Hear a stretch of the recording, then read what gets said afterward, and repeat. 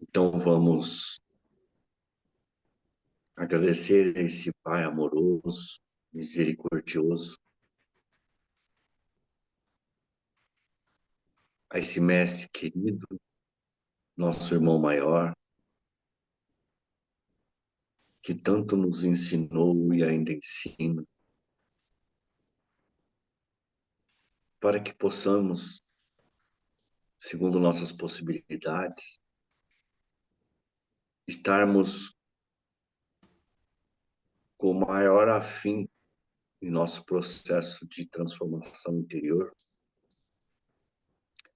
seja através das provas, seja através de estudos, de reflexão, de atitudes, para que possamos hoje sermos melhor do que ontem e amanhã melhor do que hoje, possamos nos confraternizar com todos aqueles que estão comungados com Jesus, com a moral cristã. Que nossos amigos espirituais abençoem nosso amigo Vitor, para que ele nos esclareça sobre a segunda parte do estudo que se dará hoje, que todos nós possamos contribuir da melhor forma possível. Que Jesus nos proteja, que assim seja.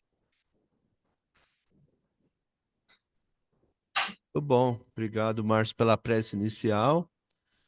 Agradecemos a todos a presença nesse estudo que ocorre sempre às quartas-feiras, né, do livro Evolução em Dois Mundos, livro de autoria espiritual do André Luiz e psicografia de Chico Xavier e Valdo Vieira.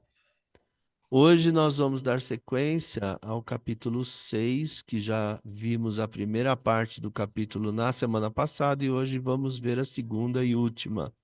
Quem vai apresentar é o Vitor. Evolução e sexo. É isso, Vitor?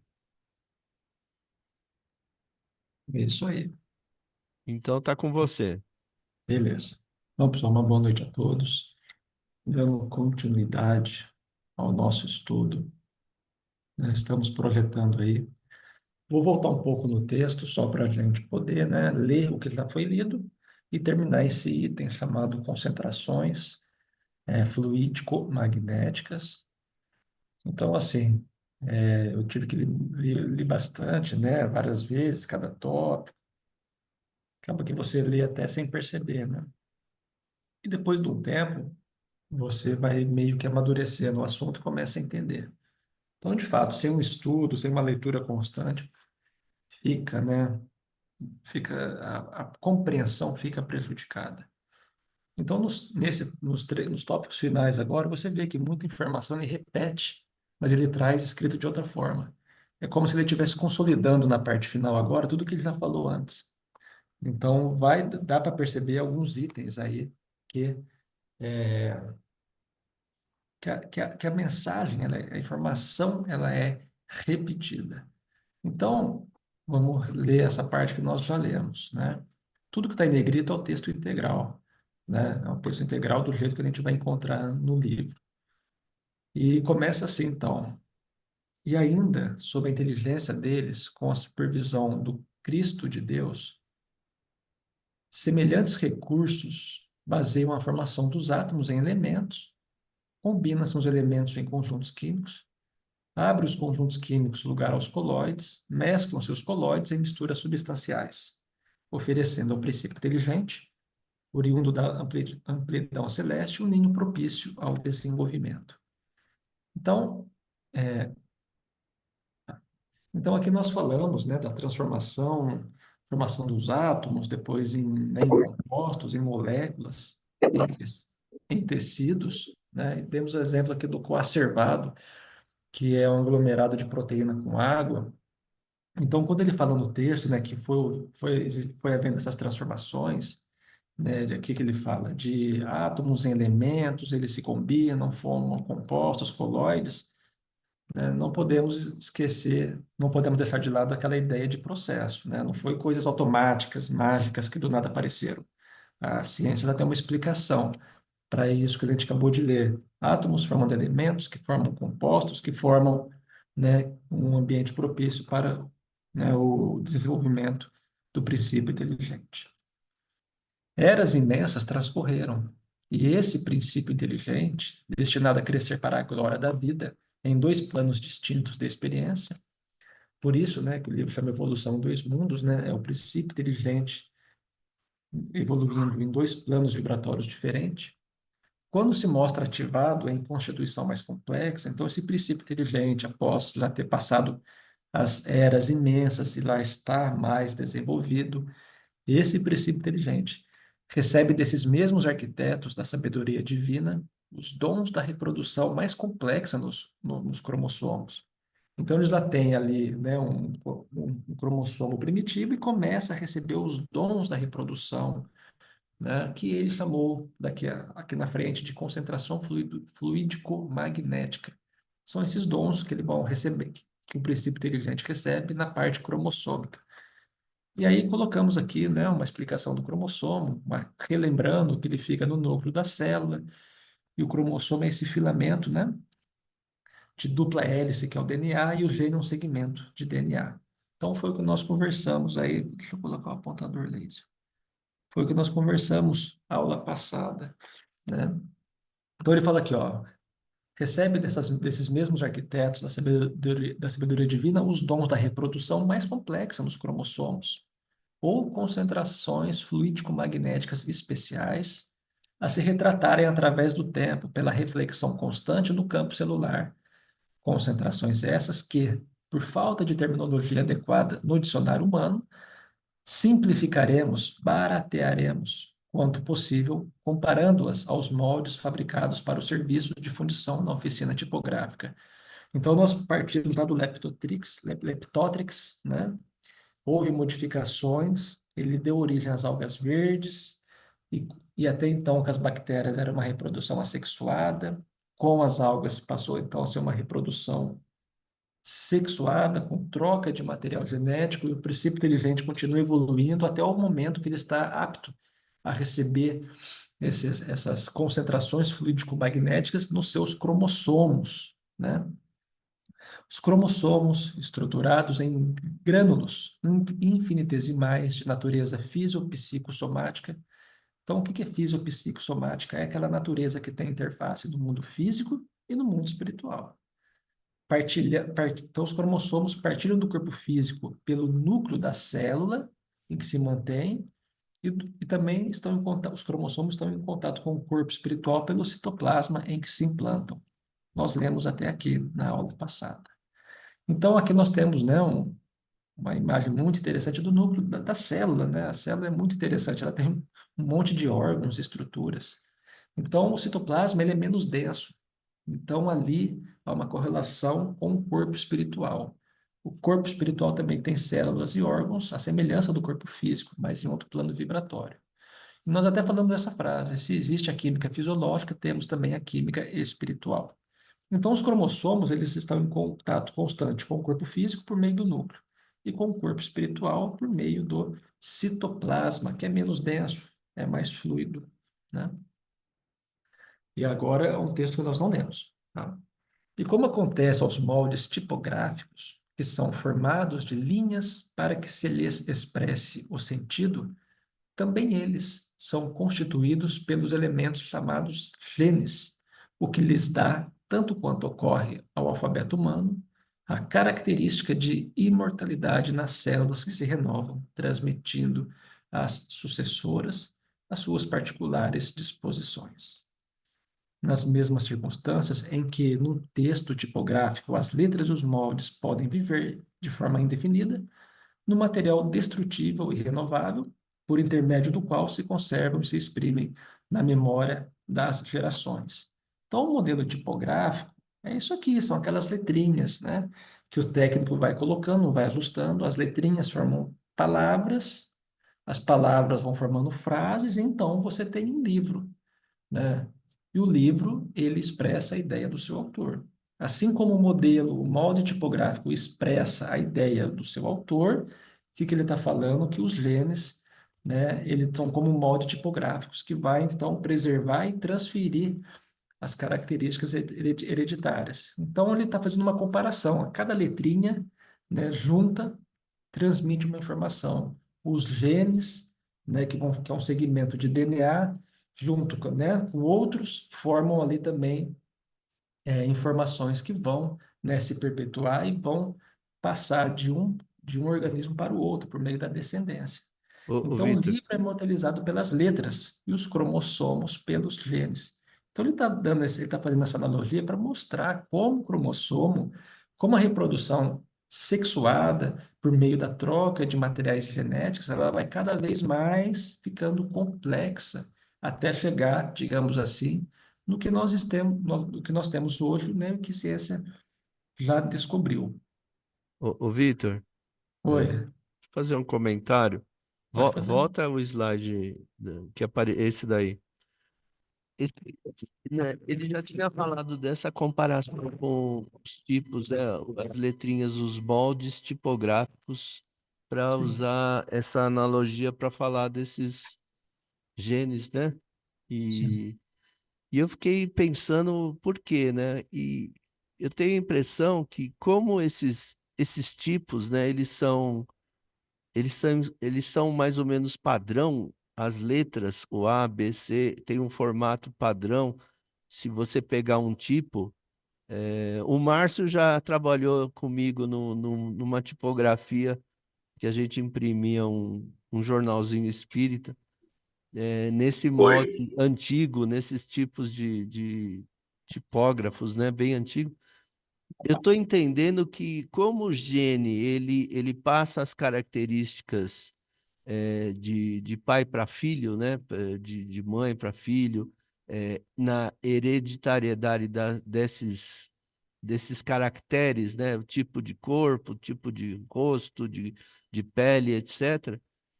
Talvez esse exemplo do molde tipográfico fosse como a mesma letra se repete, né? Ela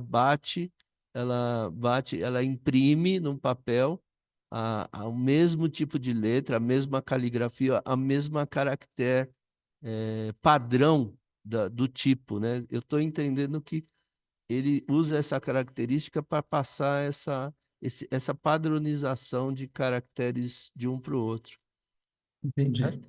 Eu vi da seguinte forma, as letras organizadas, dispostas, né, ela pode fazer, ela pode passar infinitas soluções, infinitas informações, né? Basta que você tire uma letra de um lugar e coloque em outro que muda todo o sentido. Os genes, ele chamou de grânulos infinitesimais. Basta que uma daquela proteína que tem no DNA mude, que já mudou toda a característica. Tudo se muda, entendeu? Então, eu enxerguei dessa forma, como que, né, apenas você imortaliza o texto mudando uma letra. Você gravou aquela informação. Assim também é com o cromossomo. É. Né? As combinações diferentes dão de Isso, sentidos diferentes, né? né?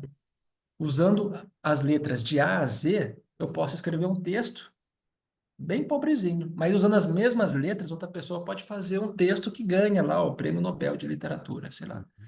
Certo. Então, eu vi que ele fez eu entendo que ele fez essa analogia para mostrar a complexidade, ao mesmo tempo a simplicidade, né? Porque é, não tem ali, né, no DNA, ele tem as mesmas proteínas ali, não tem nada diferente, são combinações. Certo. Então, aqui, tá. Ele continuou falando dessa analogia. Deixa eu minimizar aqui. Com o tempo, diferenciam-se os cromossomos nas províncias da evolução segundo as espécies, como variam as criações do pensamento impresso, de acordo com os moldes tipográficos nas esferas da cultura. Então, nós temos 23 pares de cromossomos, né? Coloquei no slide anterior. De uma espécie para outra varia. Assim como nos moldes tipográficos, né, as letras variam e vão gerando informações diferenciadas. Os elementos germinativos são cuidadosamente, minuciosamente analisados e testados nas plantas. Tudo começa com as algas verdes, até que sofram transformações essenciais na química das algas verdes, de cuja compleição caminham no rumo dos mais amplos desdobramentos. Então, é aquele conceito que a natureza é um grande laboratório que os guias, né, foram ali fazendo experimentos de modo a chegar numa forma mais aperfeiçoada para que o princípio inteligente cada vez mais evoluísse. E ele vem falar para a gente nesse item, concentrações fluídico-magnéticas, justamente isso, né? Chegou um momento que também teve ali modificações nessa questão reprodutiva, e os cromossomos, que são essas estruturas especiais, recebendo essas concentrações fluídico-magnéticas, né, vamos dizer assim, se credenciaram a poder, então, a perpetuar, né, e promover a mistura das características genéticas, né, dando origem a novas espécies e tudo mais. Então, esse é o item concentrações fluídico-magnéticas que nós começamos na última quarta e continuamos aqui. Agora, ele vai falar sobre filtros de transformismo. Os três próximos itens a gente vai percebendo que vai ter grande similaridade com os quatro primeiros, né? É como se eu fiz essa leitura. É como se ele tivesse reescrevendo o que ele disse, acrescentando informações novas, mas buscando consolidar o que ele já falou. Então, nesses filtros de transformismos, vamos ler na íntegra, mas a gente vai ver as seguintes ideias. A mônada, né, o princípio inteligente, vai evoluindo nos diversos graus de experiência da natureza, construindo, né, seu próprio corpo espiritual para a jornada evolutiva. Essa jornada se dá no plano material e no plano espiritual. Nós já vimos isso também. Assimila os mecanismos de reprodução, deixando no passado os patamares mais simples por onde passou, seja no reino mineral ou vegetal, como também em outros organismos que já existiram há milhões de anos atrás, em outros que ainda existem. Então a gente viu a bactéria, né? Era uma reprodução agâmica, houve ali, né, uma atenção especial por parte, né, dos biólogos que trabalham com Jesus, apareceu as algas verdes, né? Então ele vai falando isso, o princípio. A questão material vai evoluindo e paralelo, né, também o princípio espiritual, e ele foca nessa questão da reprodução. Saímos lá de um mecanismo assexuado em que formavam indivíduos iguais e foi se tornando mais complexa essa questão da reprodução, chegando até os cromossomos. Experimentos evolutivos, combinações genéticas, por exemplo, em todos os graus evolutivos vão dando equilíbrio às espécies que vão consolidando os seus tipos. Então, agora, vamos ler o texto e a gente vai tentar identificar esses itens e muitos outros também que ainda não foram falados. Esses três itens é apenas uma preparação. Vai falar, Márcio? Oi. Só volta um pouco 2 slides, por favor. Aí. Não, onde está aquele negócio que fala do fluido? Mais um. Ué, Qual que que é? fala do fluido magnético, que ele É uma imagem? interage. Ah, Não, esse aqui é o último slide. deixa eu ver. Peraí, deixa eu abaixar a mão que está na frente. Bom, eu vou falar o que eu. Não está aqui, mas eu vou falar o que eu imagino. Fala que eu vejo o seu É, slide. como diz que essas concentrações fluidomagnéticas elas existem, e como diz lá que através da citoplasma da célula é que o corpo perispiritual fica interligado, Aqui, eu ó. fiquei aqui mais. Concentrações fluidos magnéticas, isso mesmo, especiais. Eu entendo que isso seria como eu já falei momentos antes, fica instalado lá no corpo mental, né, que conduz à formação do perispírito e, por sua vez, do corpo físico. Eu acredito que fiquem instalados alguns modelos de programação que se incumbem de fazer essas ligações, de estabelecer essas concentrações magnéticas, né, para que se registre tanto a formação de cromossomos e genes, para que o corpo físico e o perispírito estejam sintonizados segundo aquilo que foi programado. Não sei se eu estou errado no que eu estou falando. É, quando ele... O André quer falar também? É só um detalhe, lá no livro, essa concentração fluidomagnética, André Luiz fala, usa esse termo como sinônimo de cromossoma, Sim, É, né? Ele está falando do mas cromossomo. certo. E não seria algo em algum lugar que eu denomino sendo corpo mental, algo que faria a construção disso tudo, né? Porque é algo que é autônomo para cada indivíduo, seja animal, seja humano. Entendeu onde eu tô querendo chegar? Ou tá confuso? é, ele fala, olha, essa parte dos cromossomos, ô Márcio, vai ter mais para frente que ele não vai citar mais esse termo, talvez até cite, mas ele vai trazer informações novas que às vezes até ajuda a compreender. Ele vai, É, eu entendeu? estou partindo do pressuposto que o corpo mental cria o perispírito e esse, por sua vez, molde o corpo físico. Eu estou querendo acreditar que ele venha esclarecer isso, porque, por enquanto, ele está falando de partes do corpo físico, cromossomos, DNA, e partes do corpo espiritual que se ligam e fazem a formação do perispírito e corpo físico, mas para mim não ficou claro de onde vem essa gerência para isso tudo se realizar, né? É nesse ponto É, que eu queria me prender. entendi. Aqui ele fala que os cromossomos eles vão se conectar com o corpo espiritual pelo citoplasma. Então, que há uma interligação, né? Que há uma gerência espiritual, né? Ah, tá. Rapidinho, Mas, mas Fala. posso falar um minutinho, Vitor? pode, pode.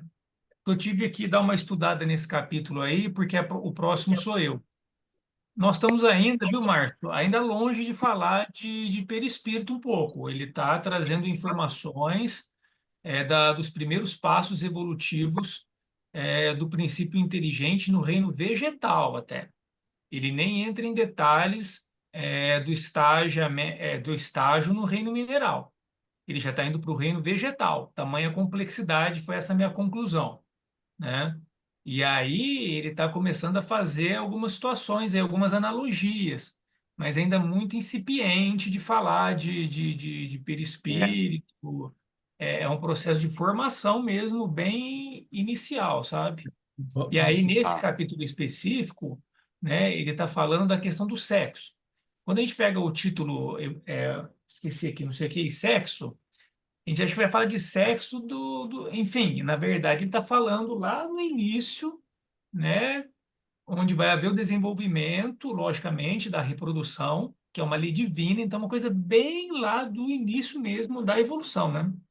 O próximo capítulo é hereditariedade, é uma sequência, né? Porque hereditariedade está onde aí no ponto de vista físico, no cromossoma, que é passado, né, do macho e da fêmea, do homem e da mulher, enfim.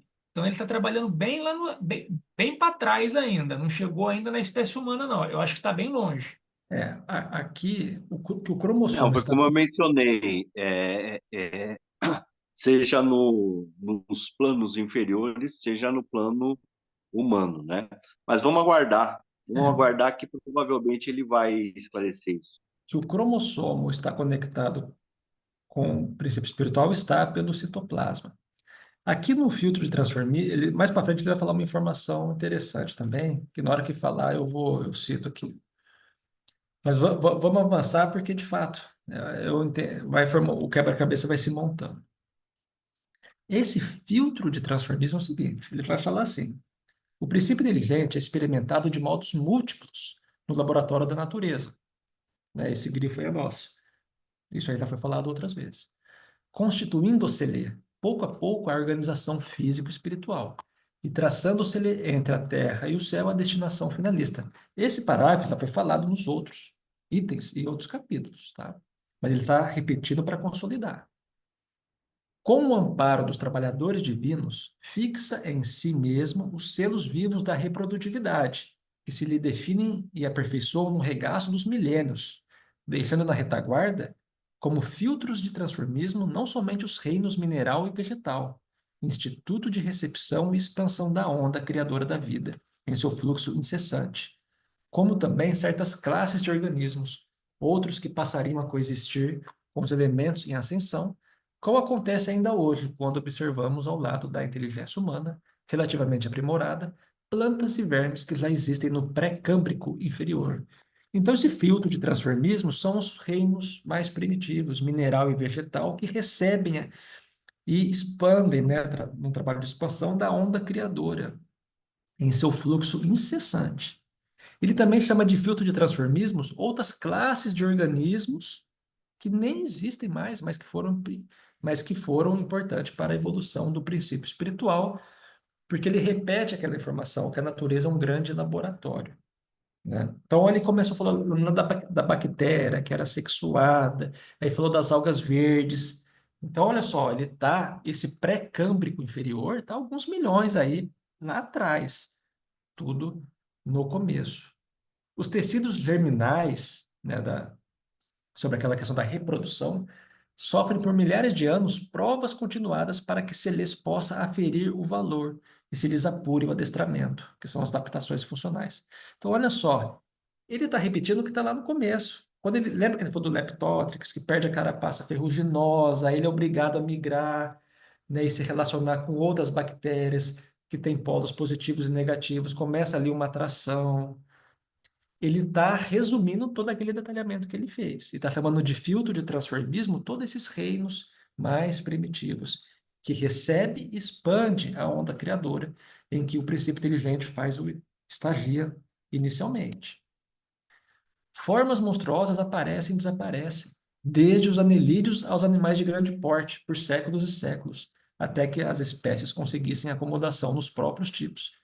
Emmanuel fala isso no livro A Caminho da Luz, dos dinossauros, né? Ele também se refere a isso, essas formas monstruosas que nem existem mais.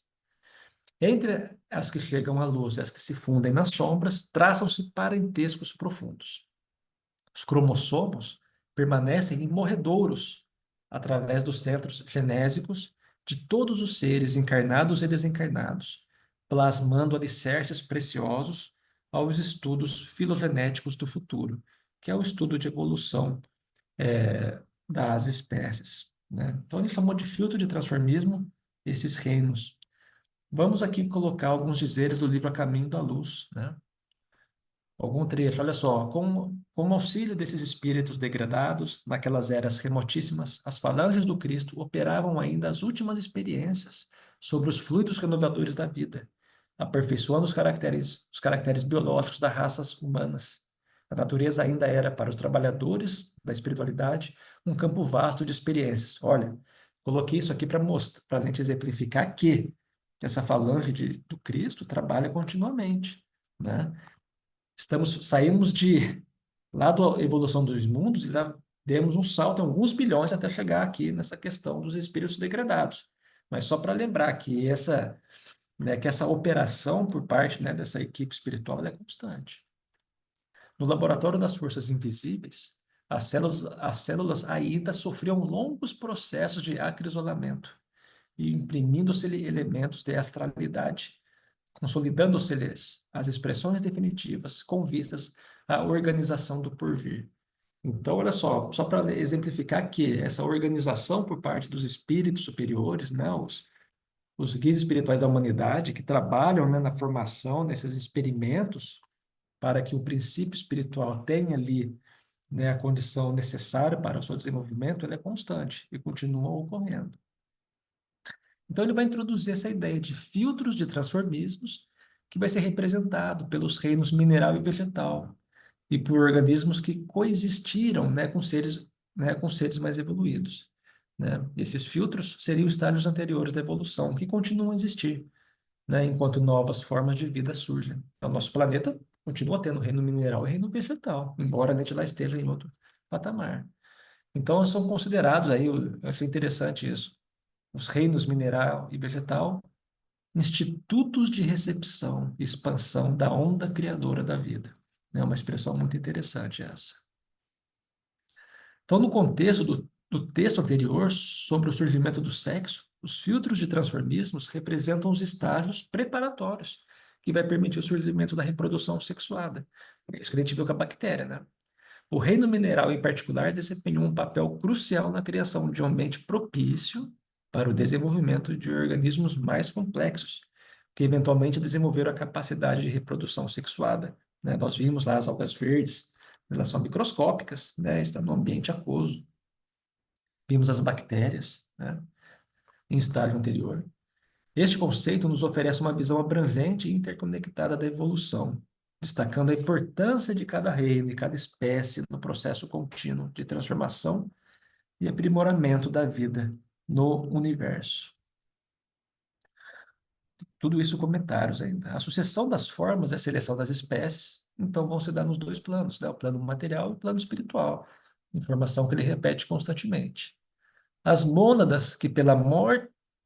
Opa, aqui acaba filtro de transformismo. Desculpa, pessoal. Eu já estava falando de outro item. Então, esse foi o filtro de transformismo, que basicamente ele, né, não é que ele repete, mas ele busca consolidar, né, aqueles itens iniciais que ele fala das bactérias, depois das algas verdes, a importância dos reinos, né, mais primitivos. Tá? Alguém tem algum comentário? João, tudo bem?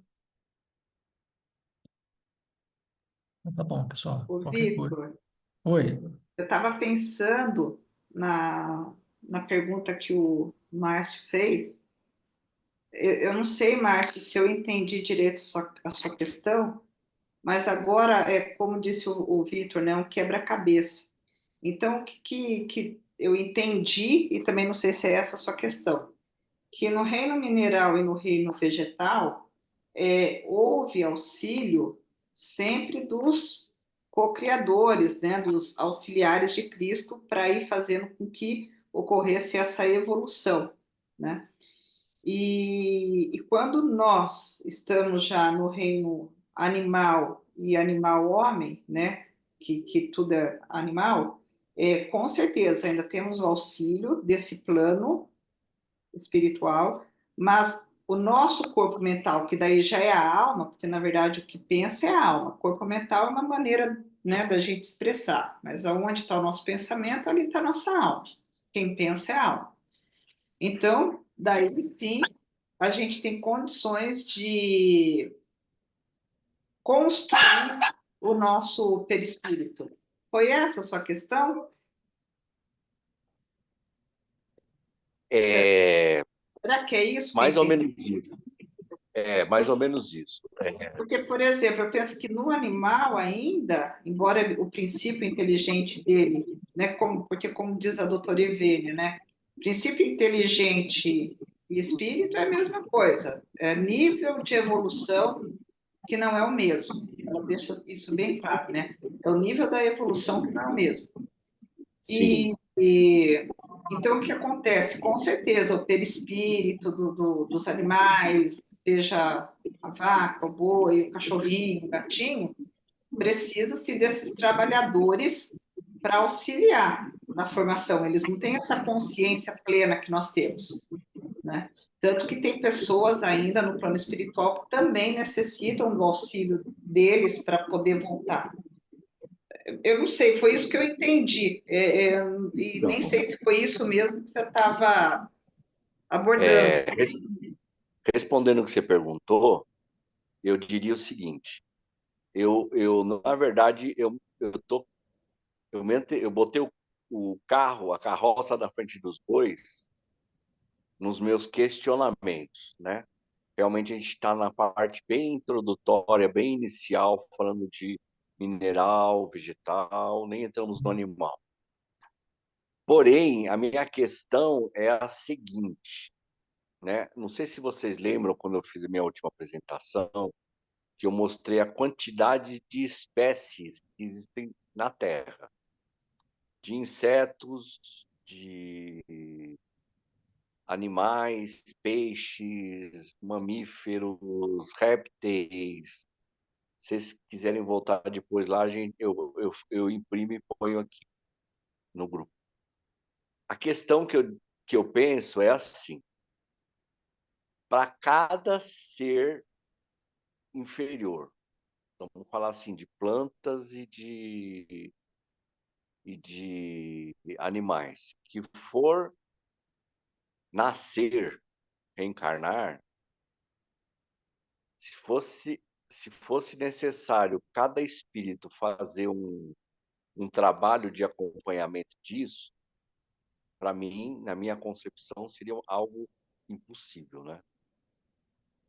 Quando entra no reino animal e hominal, eu quero entender, na minha ideia, que existam certos processos automáticos que já estão em cada princípio inteligente, em cada alma, como você mencionou, para atuar naquilo que eu chamei de gerência da reencarnação daquele ser, daquele indivíduo, seja ele um animal ou um homem, né?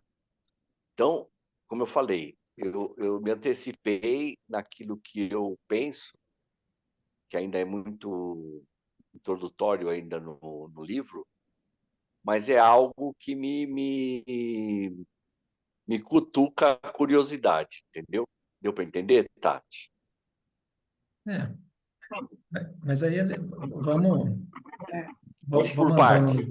andando, vamos andando no tema que não vai entrar nesse nível de discussão, né? É. Ele ainda não entra, né? Ele está nessa parte agora de reprodução, né? Do sexo, no sentido de reprodução. Tá? E como o livro ele se divide em duas partes, né? Pelo que eu entendi, pelo que eu vi, Hum. eu não sei se ele vai entrar nesse mérito, mas tudo bem, vamos seguir em frente.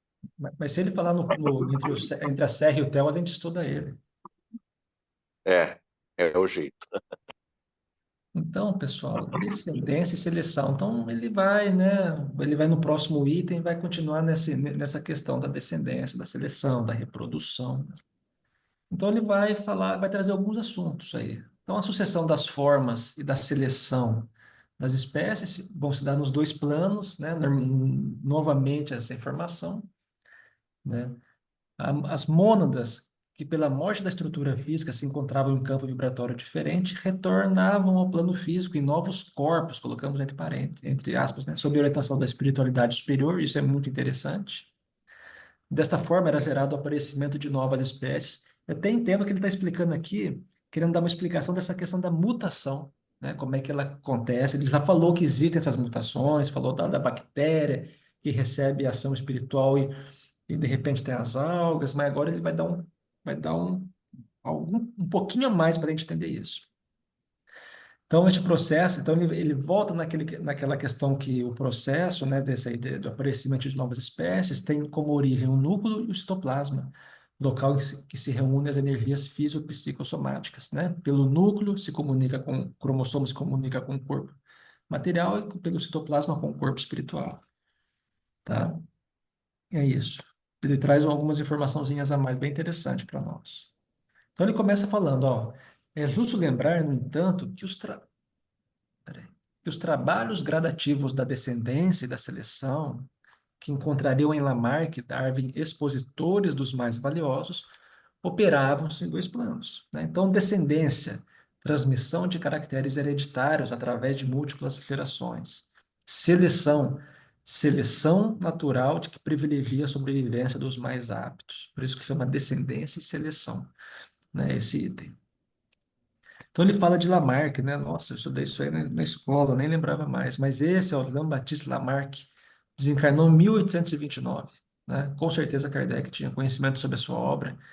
E ele vai falar: os indivíduos vão dos mais elementares aos mais complexos, e havereis de encontrar o nexo de ligação entre todos os seres da natureza. Tereis uma ideia precisa de uma progressão e acabareis convictos de que os mais elementares dentre os seres vivos deram origem a todos os outros, né? Olha que afirmação que mostra aí uma mensagem, né, até futurista para nós. Então, esse era o Lamarck, né, precursor do evolucionismo. E o outro que ele citou ali é o Darwin, né? Desencarnou em 82, né? Kardec teve aí contato com a sua obra também. Ele vai falar que o mais modesto organismo é muito mais elevado do que a poeira inorgânica sob os nossos pés. Olha só. E nenhum indivíduo com espírito imparcial poderá apreciar qualquer ser vivo, por mais elementar que seja, sem ficar entusiasmado com sua maravilhosa estrutura e com sua capacidade de funcionar nos variados ambientes. Uma mensagem assim muito muito interessante, né? Com certeza esses autores aí devem, quem sabe, né, não participaram da elaboração desse livro também. Mas lá no começo ele fala que esses estudos também, os trabalhos gradativos da descendência da seleção se davam nos dois planos, né? Com certeza tinham os pesquisadores encarnados e os desencarnados. E a própria descendência e seleção, ele repete que acontece nos dois planos, né? Continuando. As crisálidas de consciência dos reinos inferiores, mergulhadas em campo vibratório diferente pelo fenômeno da morte, justapunham-se às células renascentes que continuavam a servi-las, colhendo elementos de transmutação para a volta à esfera física pela reencarnação compulsória, sob a orientação das inteligências sublimes que nos sustentam a romagem, circunstância que nos compele a considerar que o transformismo das espécies, como também a constituição de espécies novas, em se ajustando a funções fisiológicas, expansão e herança, baseiam-se no mecanismo e na química do núcleo do citoplasma, em que as energias fisiopsicossomáticas se reúnem. Então ele fala aqui uma coisa muito interessante. As crisálidas de consciência, mergulhadas em campo vibratório, né, pelo fenômeno da morte, ficavam justapostas às células remanescentes, ou seja, que estavam ainda no plano material, que continuavam a servi-las, colhendo elementos de transmutação para a volta à esfera física, né? E depois ele fala que, em se ajustando a funções fisiológicas, baseiam-se no mecanismo e na química do núcleo do citoplasma, em que as energias fisiopsicossomáticas se reúnem. Então, eu achei interessante essa informação, é como que né, essa atuação do plano espiritual sobre, né, essas estruturas espirituais, elas, né, fossem provocando a mutação, né, daquelas que estão no plano material, por meio dessa estrutura do citoplasma da célula.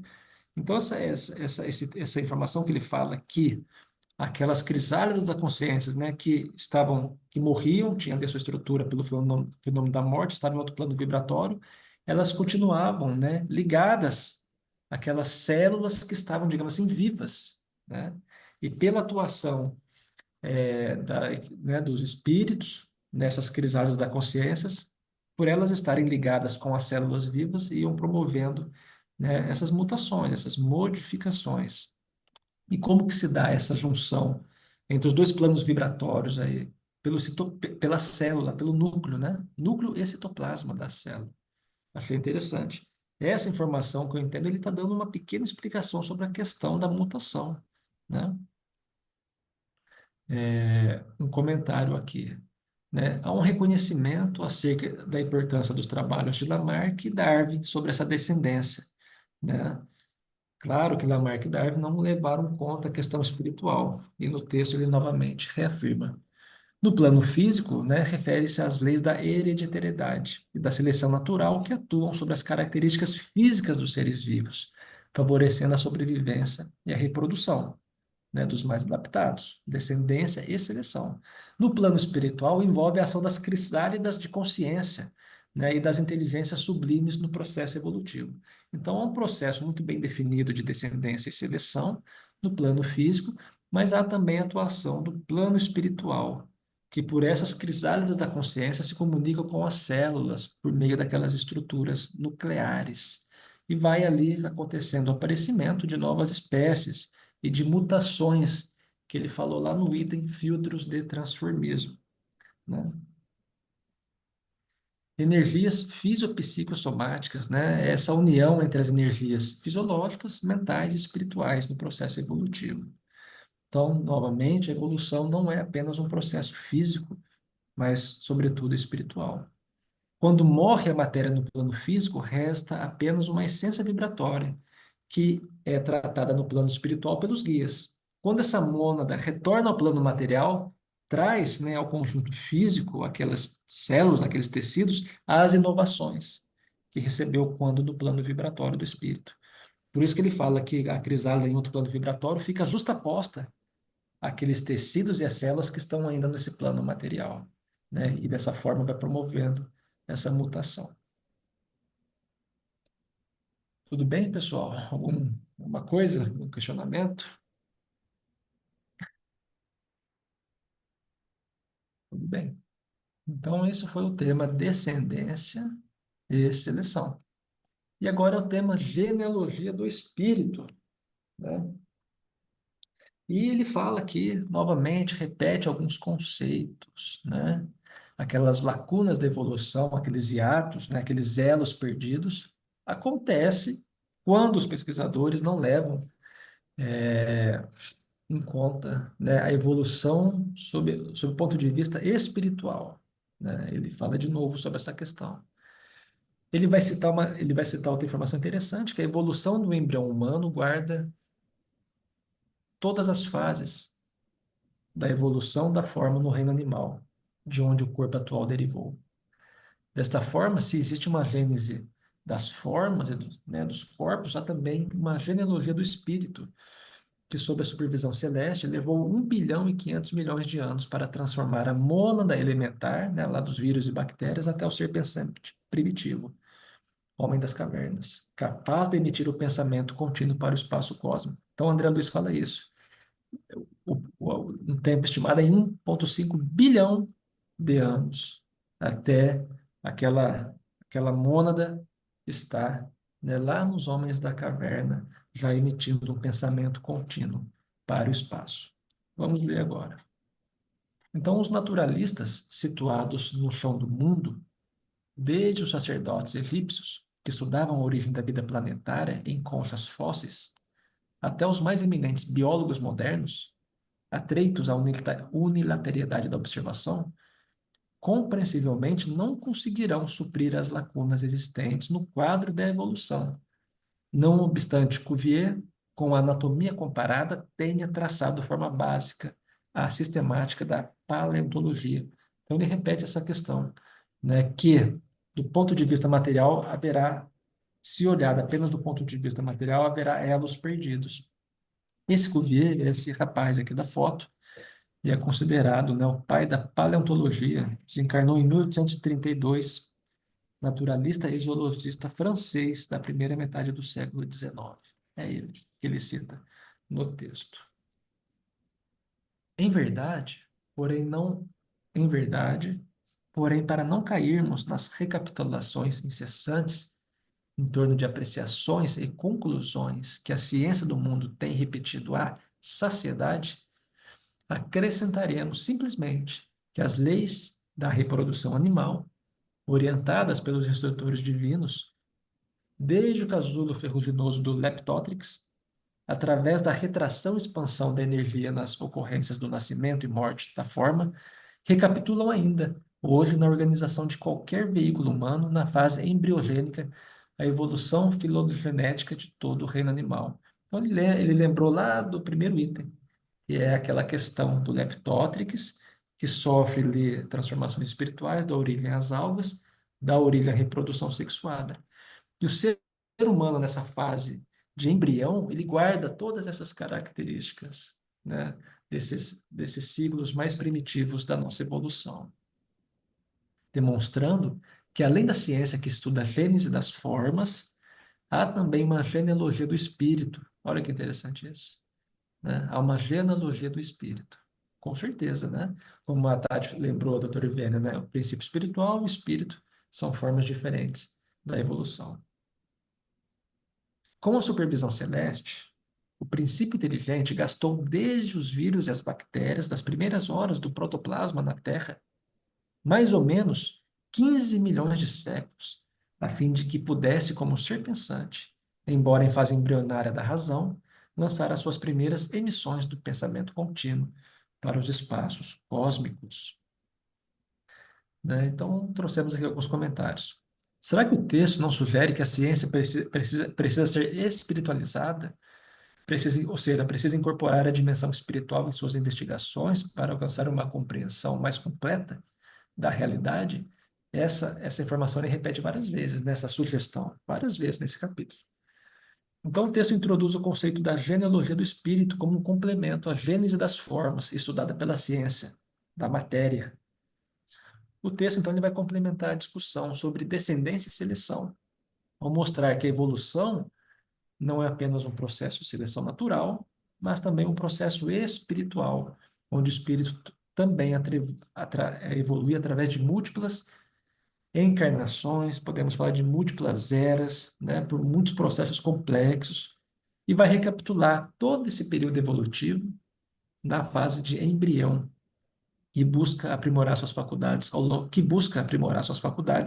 longo do tempo, né? Ele falou sobre filtros transformismo, há 2 itens atrás, que vai representar os estados preparatórios para o surgimento de vida mais complexa, enquanto a genealogia do espírito revela a história da evolução do princípio inteligente, através de múltiplas experiências em diferentes corpos e ambientes. Então, aqui a gente tentou fazer uma correlação, né, com os outros itens.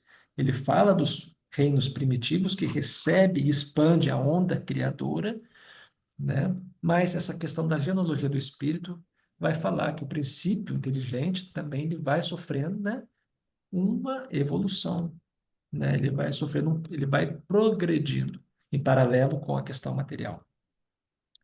Então, esse conceito de genealogia do espírito ele é um complemento necessário à compreensão da evolução, né, que vai além daquela forma da ciência materialista.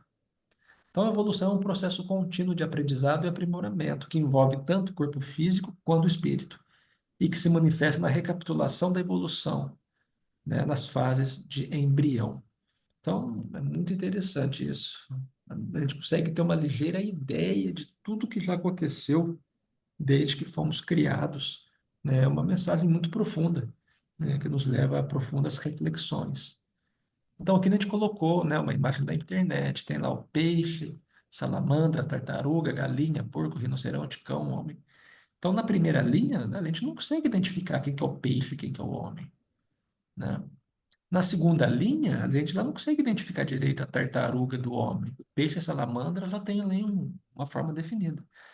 A gente só vai conseguir definir o homem lá, né, lá na última linha, lá dá para ver o porquinho, o rinoceronte, né, o cão, o homem.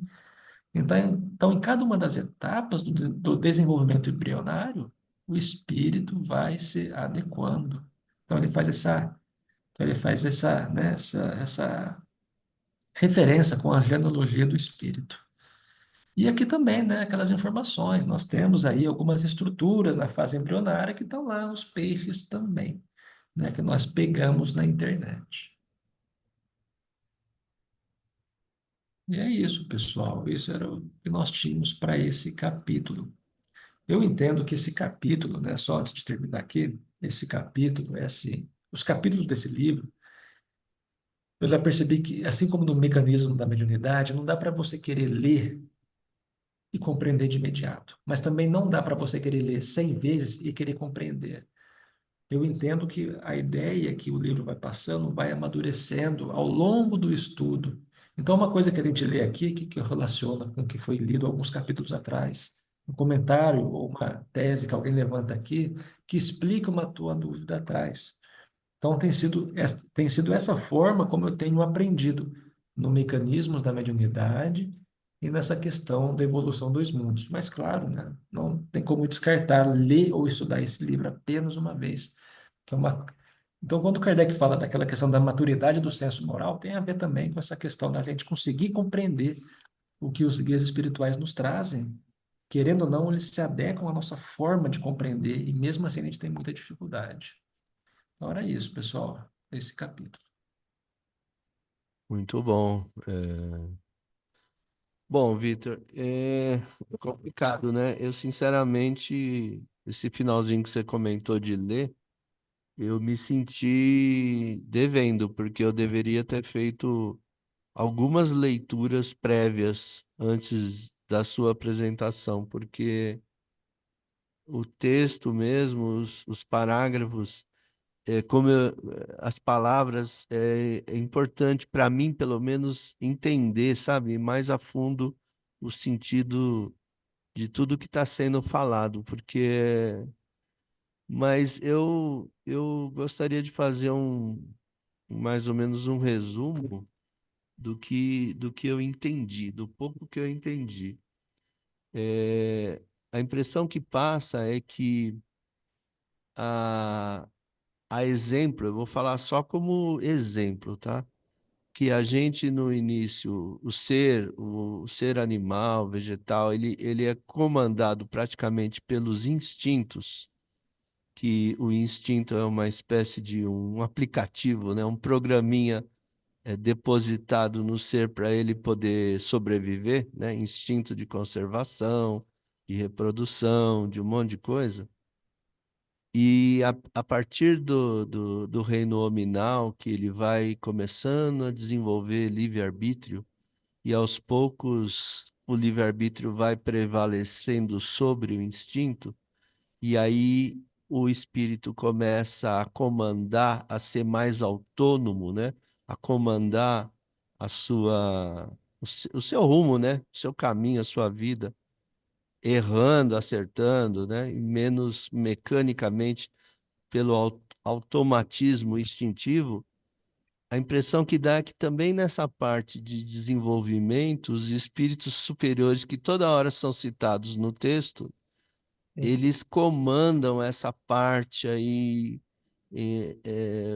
embrionária no início, né, dessas mônadas, tal. Eles vão comandando as mutações de fase para fase, a evolução, e cada vez mais que o princípio inteligente vai se desenvolvendo, vai se aperfeiçoando e se tornando mais complexo, ele vai aos poucos também criando esse comando, né? A gente está entendendo, eu estou entendendo nos primeiros capítulos do livro que a inteligência, né, o princípio inteligente que vai desenvolvendo, até comentamos, né, que o nosso espírito, a nossa mente espiritual, ela comanda todo o nosso corpo, né? A gente acha que o batimento cardíaco, a gente não sabe que quando entra um corpo estranho e os glóbulos brancos passam a combatê-lo,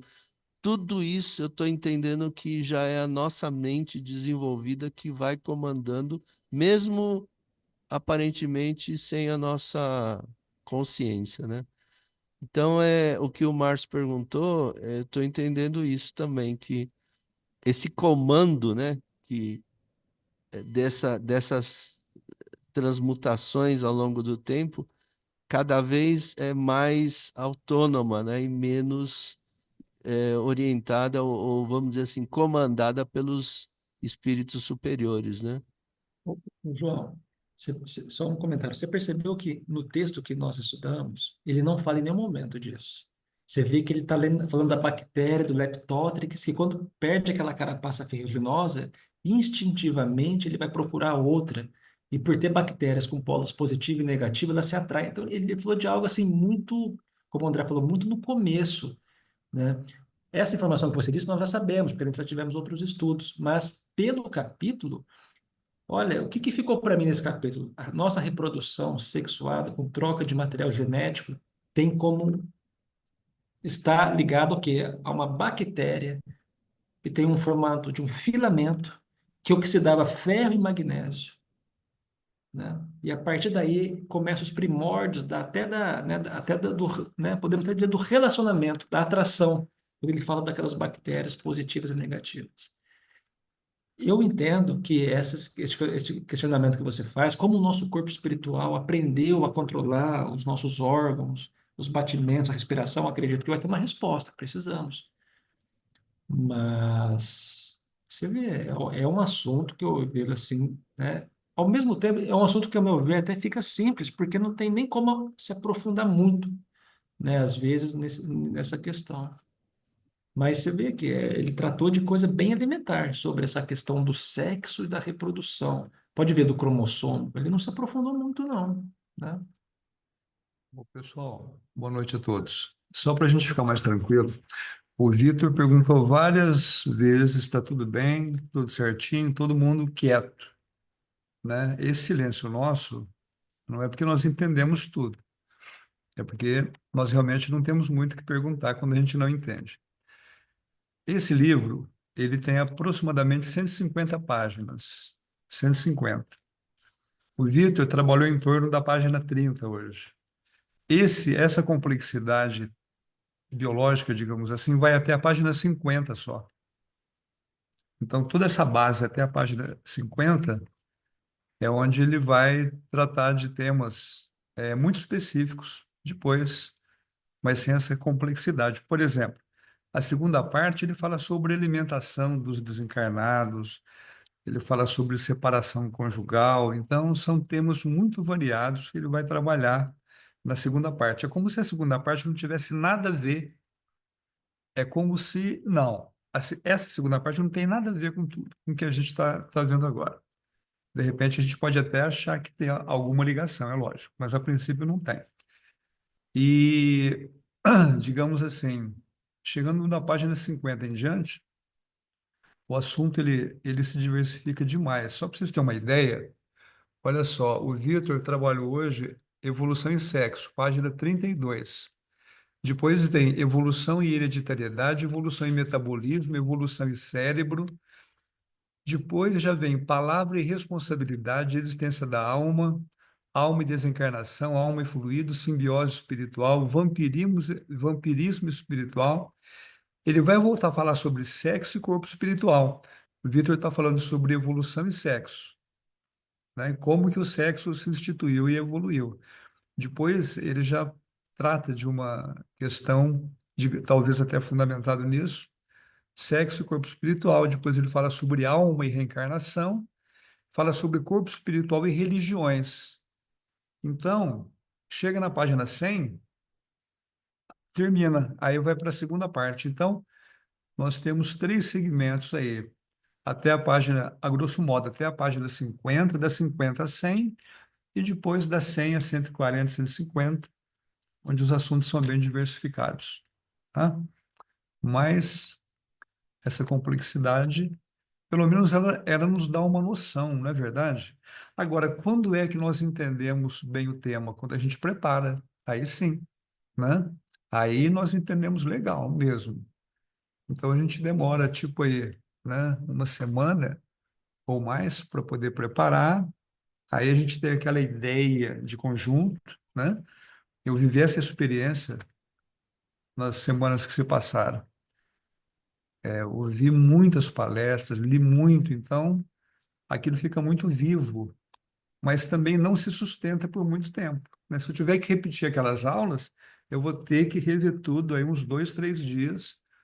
Então é assim que funciona, né? E uma outra coisa que André Luiz fala muito, tem muito a ver com essa dúvida que o Márcio colocou, ele fala muito sobre os automatismos. Inclusive, ele fala sobre a questão do automatismo na reencarnação do espírito humano. Ó. Então, isso que nós ouvimos falar de planejamento reencarnatório, isso aí, segundo Inácio Ferreira, é uma exceção. É uma exceção. Ele fala bem assim: essa história de planejamento reencarnatório, isso aí não é regra geral. Não é regra geral. E André Luiz fala sobre os automatismos. né? Inclusive reencarnatórios, né? Por exemplo, o exemplo que ele dá, né? O espírito obsidiava a mulher, mas obsidiava de uma forma violenta mesmo, um processo simbiótico, levou ela à prostituição, aquela coisa maluca. A hora que ela engravidou, quem é que estava colado? Percebe? Então, essa questão do automatismo, se ela é comum já no estágio de humanidade, imagina nesses estágios iniciais, né? Estágios iniciais.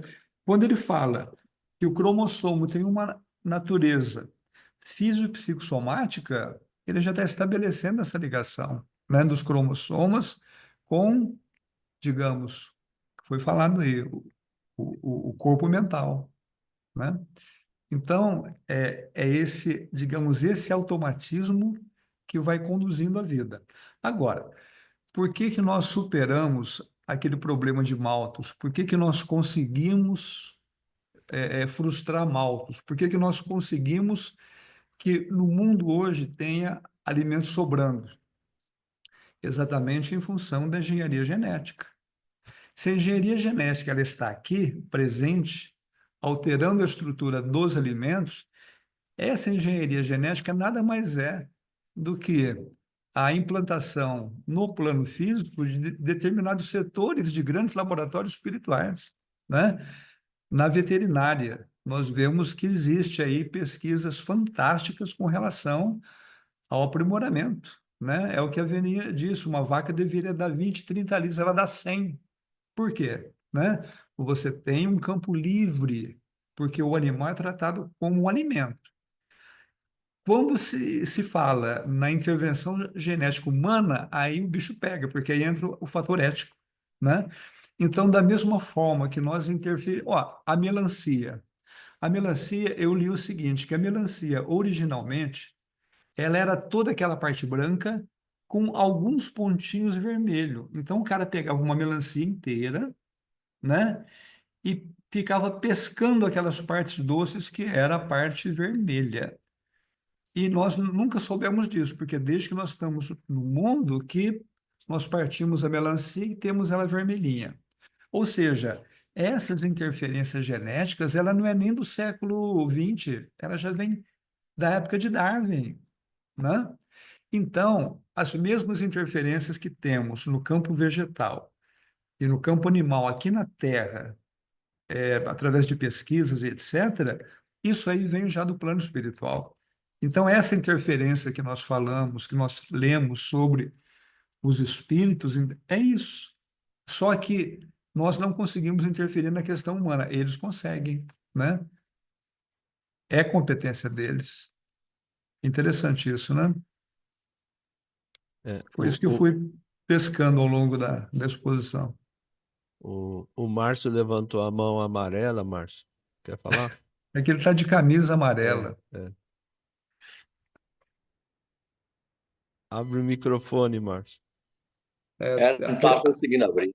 a telepatia vai demorar um pouquinho. É, esqueci o que eu ia falar, mas vamos lá. Não, lembrei.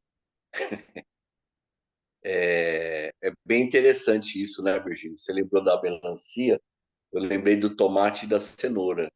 A cenoura era um filetezinho que é metade do meu mindinho. E aí ela foi sendo cruzada, transformada, o milho a mesma coisa. Eles eram irrisórios 20, 30 grãos. Tomate é a mesma coisa. Na Inglaterra era cultivado como uma planta de jardim decorativa. E aí nós vemos que a engenharia genética existe, graças a Deus, e vem refletida do lado de lá, que é muito mais portentosa. Fala, Ô, Virgínia. Márcio, esse limão Tahiti que a gente compra no supermercado, que não tem semente, é isso. Agora, uma vez eu cheguei numa clínica veterinária e tinha lá um painel grande, deve ter em todas as clínicas, com todas as raças de cachorro do mundo, né? Raça que não acaba mais, né? Aquilo ali, aquilo ali é a mutação genética trabalhada pelo homem, porque tudo aquilo surgiu de um lobo, né? É, Então, exatamente. se não fosse a questão ética, nossa, tinha gente aí com um cérebro, né, maior que a cabeça, tinha um monte de coisa, né? É. Agora, Virgílio, eu que falei por 2 vezes sobre automatismo, né? E talvez por isso que me aguçou tanto as minhas dúvidas para querer entender como que se dá isso da formação do corpo físico e do corpo espiritual, né? Mas eu acredito que não vai ser elucidado nessa obra de hoje, que Ô a gente está Marco, estudando. isso nós já vimos. Dá uma revisada, está no começo esses automatismos todos. Está lá no começo. Não, o automatismo, sim, fui eu que dei, inclusive, a aula. Bem, Mas o que eu pergunto vai além do automatismo, né? O automatismo, como o João usou bem, são programinhas que estão instalados lá no nosso corpo mental e que comandam o organismo perispiritual e, por sua vez, o corpo físico. E estão lá instalados. Porém, seja na formação das células do corpo, do coração, que fica lá fazendo aquela função a todo instante, seja nas outras, na questão da imunologia, que permite que os glóbulos brancos já se organizem para atacar um corpo estranho, e assim por diante. A questão que eu levanto vai além disso, não é com relação ao automatismo. E também já tem eu acho que eu já tenho a resposta que não vai aparecer no Evolução em Dois Mundos. Deve vir, talvez, livros mais à frente. Quando, quando falaria ou explicaria como se dá porque, assim, deixa eu voltar um pouquinho. Se são milhares e milhões de espécies de animais e de humanos, se para cada um que fosse ser gerado, né, na concepção, tivesse que existir um espírito para ficar, ou uma equipe de espíritos, a gente teria muitos, muitos, não, não, muitos, não, não. Isso não existe. Isso não existe. entendeu?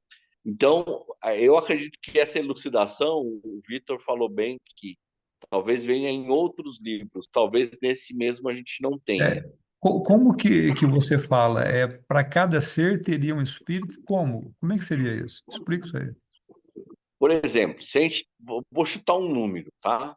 Ah, Se nós temos 16 mil espécies de peixes, tá. para cada peixe ele gera sei lá, milhares de ovos, Ah, né? Para cada milhares de ovos vezes o número de seres que estão reproduzindo, você teria que ter equipes para coordenar a formação de cada um daqueles corpos, seja no plano espiritual, seja no físico. Essa é a minha dúvida. mas na aula que nós demos, nós falamos o quê? Que a nossa célula, o nosso corpo tem trilhões de células. Cada célula, segundo André Luiz, é um princípio inteligente. Cada célula Então, sob o comando da mente, ou seja, da mente do encarnado, ou seja, nós somos um universo para o mundo celular do nosso corpo. Percebe? Então, meu corpo, vamos lá, tem 1 trilhão de células. Então, está sob o meu comando. 1 trilhão de princípios inteligentes. Entendeu? Então, aí a minha pergunta é exatamente isso. Quem coordena, gerencia e como faz isso entre trilhões? Então, Márcio, esses trilhões tá de querendo células demais. Eu já do tô com meu dor de corpo cabeça. Tá estão todo mundo com sob dor o de meu cabeça já, comando. vocês dois aí, viu? Não, O quê? o Márcio, não, Ó, Oi. um instantinho só. O exemplo é esse, vamos ver. Os trilhões de princípios espirituais ou inteligentes que compõem o meu corpo estão sob o meu comando. O meu. Eu sei disso. Eu Então, entendi é disso. isso. Eu entendi. Eu acho. Agora, e quem e quando eu for reencarnar em outra vida, num Ah, outro corpo, numa outra condição, quem que vai fazer essa coordenação? não, É Márcio, o próprio espírito. se a Márcio, minha mente comanda trilhões de células, imagina um espírito de luz, quantos não, trilhões de seres ele comanda Márcio, também? Márcio, esse universo que eu comando, ele, na verdade, ele está na minha estrutura perispiritual. Cada célula minha física é a materialização de uma célula Eu perispiritual. sei, É eu como se na entendi próxima disso. encarnação, esse conjunto de princípios espirituais, tá? Que eu comando hoje, eu vou continuar comandando. É a impressão que eu tenho. Que eu tenho. Por quê? Porque quando eu desencarnar, esses princípios estão comigo no meu corpo perispiritual. Quando eu reencarnar, eles reencarnarão. Você percebe? O que eu percebi é por aí. Vamos deixar claro que eu não estou afirmando isso. o que eu Mas percebi é que a cabeça está doendo. não, não, olha só. E hoje, na aula que o Vitor deu, ele falou sobre essa questão da reencarnação do próprio princípio, da materialização dele. Depois eu Cara, vou dar uma olhada nisso. é difícil demais. Eu só queria falar uma coisa. Quando você começou a sua fala antes, dizendo que o silêncio de todos, né? Quando o Vitor perguntava se estava tudo bem, eu vou afirmar com toda a convicção e certeza. O silêncio é o grito da nossa ignorância, porque olha, o trem difícil, viu? É isso O mesmo. trem... Mas Ó, toca o barco, vamos lá. Fala, André, fala. ó, seguinte, ó, amparo dos trabalhadores divinos, três pontinhos, aí vem no regaço dos milênios. Ó o termo que André Luiz usa. Então, calma com a dor, vocês estão querendo em minutos atravessar os milênios. Mas essa Não dá. colocação do Márcio, pessoal, ela veio de encontro a essa conclusão que, vamos chamar de conclusão entre aspas, né? De quando eu estava preparando esse estudo. Primeiro, o fato de saber que cada célula é um princípio espiritual já foi um impacto que eu tive. Espetacular isso. Depois eu vi que Joana de Anjos já fala sobre isso e outros espíritos falam, tá? Aí eu falei, meu Deus do céu, né? E aí tem esse processo da morte das células, mas quando a célula morre, né? Na verdade, está morrendo o quê? Aquela estrutura física dela, ela está no perispírito, ela faz parte do nosso universo. Aí eu comecei a perceber, Márcio, o seguinte: quando nós maltratamos o corpo, quando nós ficamos nervosos, quando nós chutamos o pau da barraca, nós destrambelhamos esse universo, nós prejudicamos todas elas, sabe? E só que a André Luiz vai colocando isso de tal forma que eu falo, meu Deus do céu, né? A gente se acha, né, tão tranquilo, tão bom, etc e tal.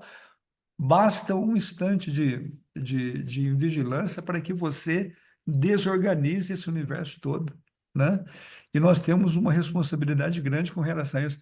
Você imagina o sujeito que prejudica alguns órgãos específicos em função de determinados hábitos, né? É, Olha o que ele não está aprontando para esse universo de células. Complexo isso, né? É por bastante. aí, pessoal. Muita responsabilidade. A E cara de feio André, do João. Não, fala aí, João. A tua não, cara de não, alegria. eu ia falar para você falar.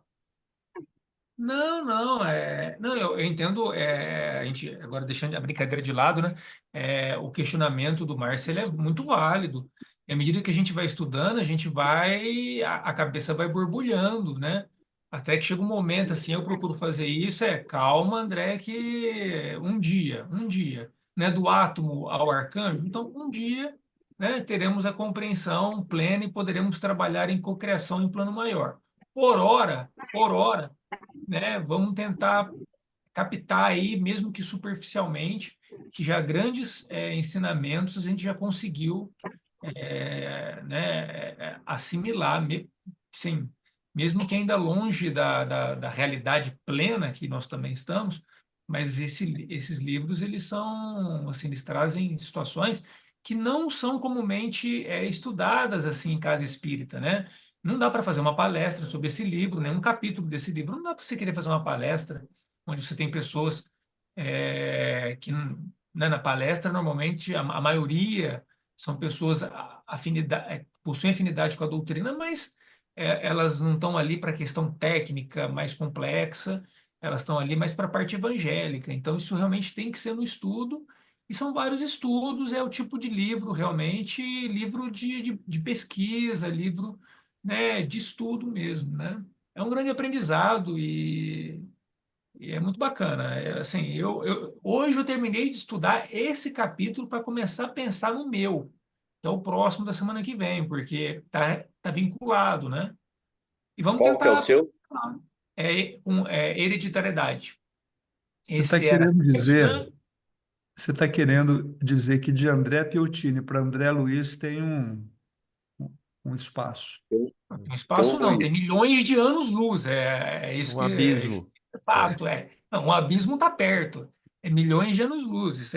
Não, eu tive que buscar no capítulo do Vitor, mediante a apresentação que ele fez semana passada, eu percebi que, opa, vou ter que dar uma estudada no dele para poder tentar entrar no meu. E vou tentar trazer aqui para vocês de maneira assim, né? Porque não adianta. É um livro realmente que ele exige e a gente e vai tornando-se menos exigente à medida que nós vamos amadurecendo. Então isso é só o tempo, né? Tá aí o regaço dos milênios. Palavra de André Luiz, não é minha, né? É o regaço. Então, É. Mas Alexandre, é só um terço do livro que é complexo. Eu estou escutando aqui, tentando compreender o que vocês estão falando, e a aula do Vitor que foi sensacional, né? Às vezes eu comento algumas coisas e vocês acham que eu estou delirando, mas eu vou falar para todos que estão aqui.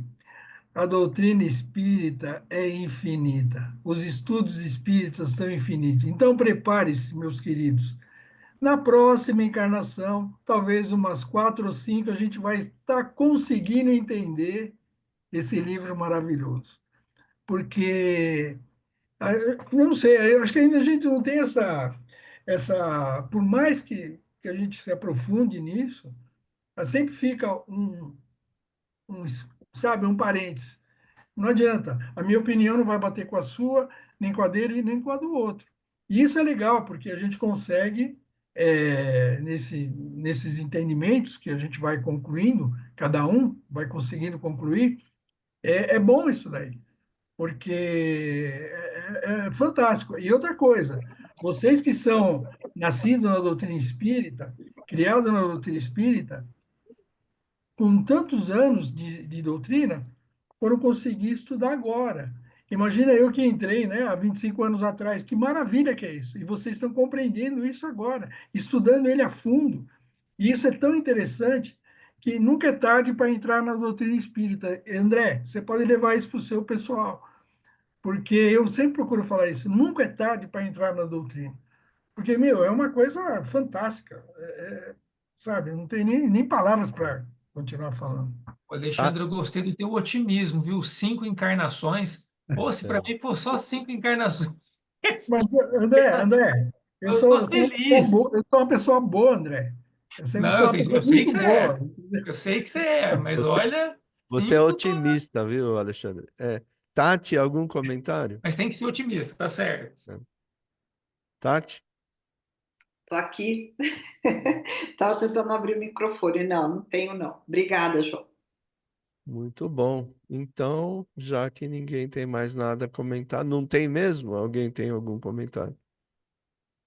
Vamos encerrar? Quem que gostaria de fazer a prece? Eu tenho um comentário Fala. breve. Meu Eu Deus. não lembro quem falou, mas Um minuto, hein? disse uma frase perfeita. Eu sei que nada sei. Bom, Sócrates. beleza. Eu É, achava que era Aristóteles. Tá é, tudo ali, Obrigado. tá tudo ali, tá tudo ali. eu nem sei Esse quem que povo, falou, nem ele sei viveu quem falou repetindo a isso. mesma coisa, mas Tá quem tudo falava ali. isso era Sócrates. Ô, Virgílio, faz a prece. Você pode, não? Então, eu estou num ambiente muito Ô, inóspito. João, você não pediu, hoje eu faço. Ah, que bom, André. Eu É não... quando você Obrigado, pede, meu eu filho. penso, mas aí para Então, representar a família aí já, mas é tudo Muito tá parente bom. aqui. obrigado. Muito Qualquer um obrigado. pode fazer a prece. Aqui é Mas tudo vamos lá. família. É que lá meu pai está no trabalho, né? Mas vamos lá. Vamos, neste momento, mentalizarmos a nossa casa espírita em Tubi, sabendo que as suas dimensões espirituais são muito superiores a que os nossos olhos enxergam, e agradecer a esta equipe espiritual que acompanha esses estudos, procurando nos auxiliar, nos intuir, espíritos desencarnados que são acolhidos na casa e que também, que já possuem um pouco melhor entendimento, também participam. Agradecemos a Deus e a Jesus a oportunidade de fazermos parte deste grupo. Que Jesus possa abençoar a todos e que possamos dar prosseguimento nos nossos compromissos e nos reencontrarmos novamente daqui a uma semana. Graças a Deus que assim seja.